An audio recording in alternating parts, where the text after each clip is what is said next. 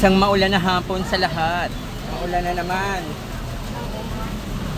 Pero syempre, masarap pa rin ang ating Ubi Burst. Nagsample lang ako kasi may bago akong ilalabas na creation. Yung pasikip natin. Na maraming chili. Tapos.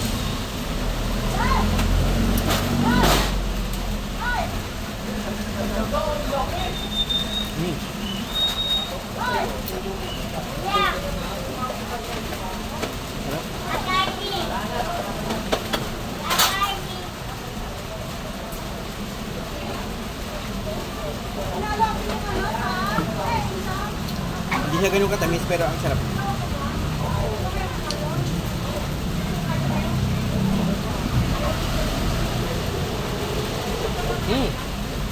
Ang sarap.